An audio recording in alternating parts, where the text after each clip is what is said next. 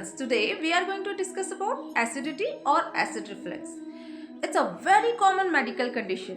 हालांकि ये कोई बहुत बड़ी बीमारी नहीं है, but it may be an indication of some bigger medical problem. So we are going to discuss about some very common causes of acidity and its very easy and quick home remedies. Before moving ahead, I would like to request you to please visit my channel and watch my earlier videos where I discussed about some yoga poses, diet plans and also some home remedies of thyroid and back pain issues.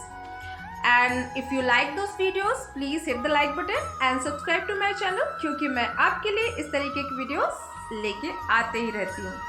तो आते हैं आज के video पे। First we will discuss what is acidity.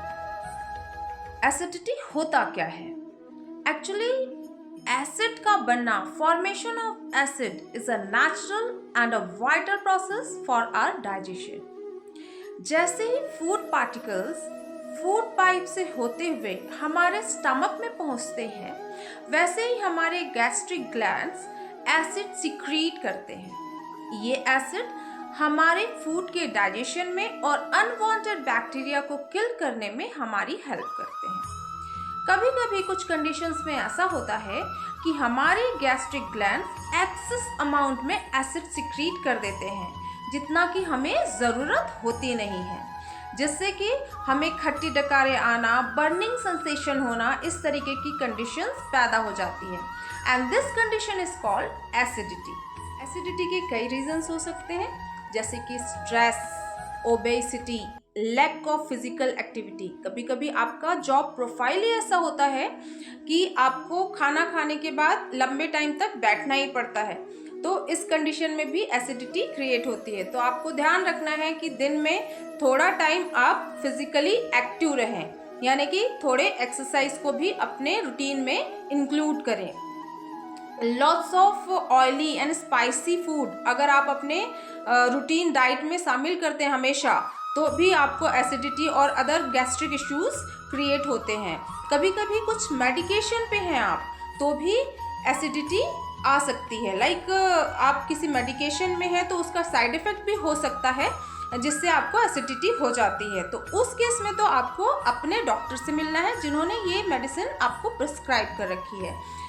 Then he will change your medicines, या तो वो medicine change करेंगे या फिर आपके मेडिकल कंडीशन के अकॉर्डिंग वो एसिडिटी की मेडिसिन आपको प्रिस्क्राइब करेंगे। कभी कभी more consumption of alcohol, tea या कॉफ़ी, इसके कारण भी एसिडिटी क्रिएट होती है। ऐसे ही और भी कई कारण हो सकते हैं आपकी एसिडिटी के। तो आगे बढ़ते हैं और चलते हैं सॉल्यूशन की तरफ कि इस एसिडिटी का सॉल्यूशन क्या होता है। जिस क्विक इजी रेमेडी के बारे में हम बात कर रहे थे, वो रेमेडी एक्चुअली है क्या? वो रेमेडी है ये। अब आप बोलेंगे ये क्या है? ये है पानी। बोलेंगे खोदा पहाड़ और निकली चूहिया, इतने सारे प्रवचन के बाद दिखाया क्या? पानी। तो हाँ भाई, ये पानी ही है आपके एसिडिटी का सॉल्यूशन। एक्चुअली मैजिक जो है वो इस पानी में नहीं है, इस पानी को पीने के तरीके में है।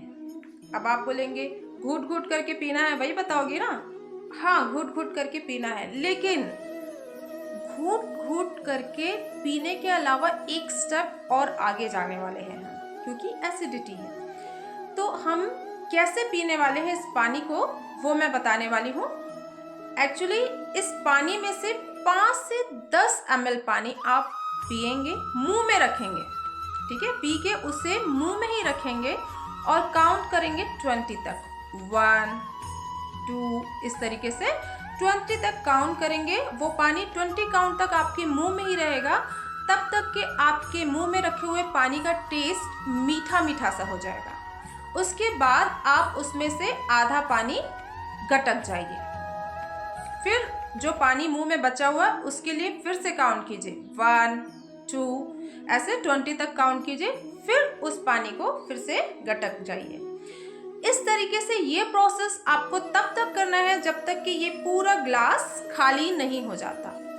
तो आइए देखते हैं ये करना कैसे है। अच्छा, मैं कुछ चीज़ें मैं इशारे से ही बताऊंगी क्योंकि उस टाइम मेरे मुंह में पानी होगा। ऐसे करने का मतलब है मैंने हाफ वाटर गटक लिया है, हाफ ये गटकना है, ठीक है। तो देखते हैं, ये पानी है, इसमें से मैं 5 to 10 ml पहले पी लूंगी।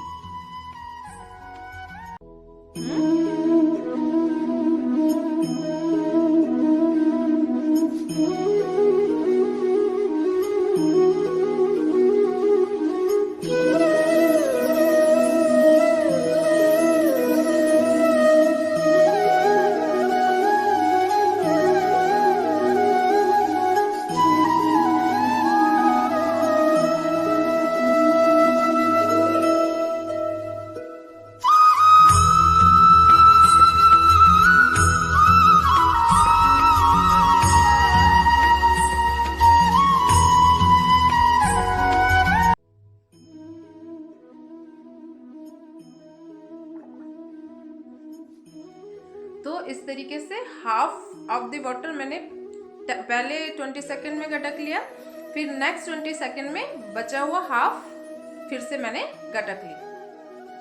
आपको लग रहा होगा कि ये प्रोसेस तो काफ़ी लेंदी है, काफ़ी टाइम टेकिंग है, तो टाइम किसके पास है इतना सारा? तो अगर आप आइडिया ढूंढेंगे तो ये ईजी भी है और साइमल्टेनियसली किसी और काम के साथ भी कर सकते हैं। फॉर एग्जाम्पल, अगर आप ऑफिस में बैठे हैं, काम कर रहे हैं कंप्यूटर पे, जस्ट एक गिलास पानी आप अपने साथ रख लीजिए और मुंह में पानी भर के जस्ट अंदाजा लगा लीजिए 15-20 सेकेंड के बाद आधा पोर्शन गटकना है, फिर 15-20 सेकेंड के बाद नेक्स्ट आधा पोर्शन गटकना है, फिर नेक्स्ट बैच आपको पानी का लेना है, फिर वही प्रोसेस रिपीट करना है जब तक कि गिलास का पानी खत्म ना हो जाए।